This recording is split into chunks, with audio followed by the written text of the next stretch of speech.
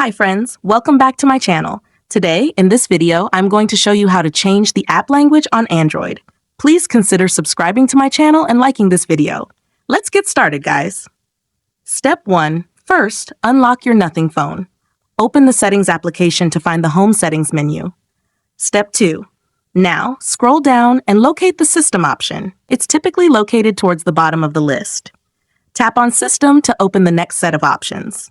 This section controls a variety of settings on your device, including language preferences, time settings, and more.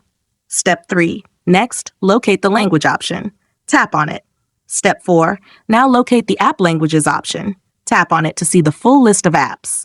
Step 5. For the last and most important step, choose the app you want to change the language for. Then select the language that suits you best.